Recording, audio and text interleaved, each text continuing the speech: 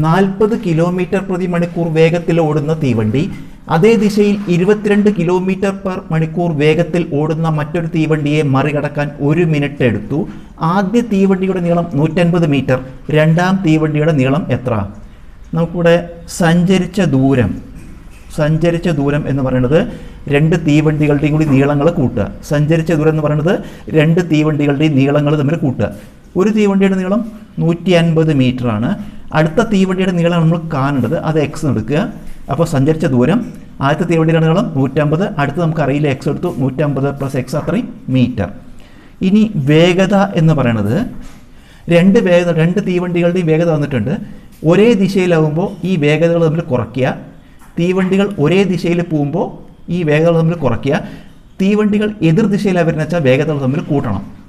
തീവണ്ടികൾ same ഡയറക്ഷനിലാണെങ്കിൽ, ഒരേ ദിശയിലാണെങ്കിൽ വേഗതകൾ തമ്മിൽ കുറയ്ക്കുക. തീവണ്ടികൾ ഓപ്പോസിറ്റ് ഡയറക്ഷനിലാണ്, എതിർ ദിശയിലാണ് വരുന്നത് വെച്ചാൽ രണ്ട് വേഗതകൾ തമ്മിൽ കൂട്ടുക. ഇവിടെ ഒരേ ദിശയിലാണ്, കുറയ്ക്കുക. 40 നിന്ന് 22 കുറച്ചാൽ 18, 40 നിന്ന് 22 കുറച്ചാൽ 18 കിലോമീറ്റർ പ്രതി മണിക്കൂർ. ഇനി നമുക്ക് സമയം തന്നിട്ടുണ്ട് 1 മിനിറ്റ് എന്ന് പറഞ്ഞിട്ട്. 1 മിനിറ്റ് നമുക്കതിനെ സെക്കൻഡ് ആക്കി എടുക്കണം. 1 മിനിറ്റ് പറയുമ്പോൾ 60 സെക്കൻഡ്. 1 minute 60 second.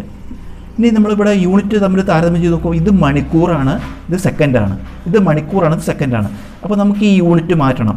കിലോമീറ്റർ പ്രതി മണിക്കൂറിലുള്ള വേഗതയെ മീറ്റർ പ്രതി സെക്കൻഡ് ആക്കാൻ 5/18 കൊണ്ട് ഗുണിക്കുക. ഇവിടെ കിലോമീറ്റർ പ്രതി മണിക്കൂറാണ് യൂണിറ്റ്. എത്രയാണ്? 18.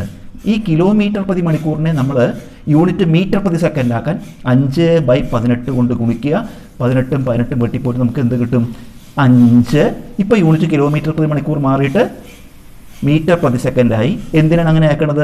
ഇവിടെ സെക്കൻഡാണ്, സമയം 1 മിനിറ്റ് തന്നു, നമ്മൾ 60 സെക്കൻഡ് ആക്കിയിട്ടുണ്ട്. അപ്പോൾ യൂണിറ്റ് ഒരുപോലെ വരാൻ. ഇനി നമ്മൾ സൂത്രവാക്യം എഴുതുക. എന്താണ്? ദൂരം സമം സമയം ഇൻറ്റു വേഗത. വില കൊടുക്കുക. ദൂരം എത്രയാണ്? 150 + എക്സ് സമം സമയം എത്രയാണ്? 60 ഇൻറ്റു വേഗത എത്രയാണ്? 5. അപ്പോൾ 150 + എക്സ് സമം ഇത് ഗുണിക്കുമ്പോൾ 300. എക്സ് എങ്ങനെ കാണുക?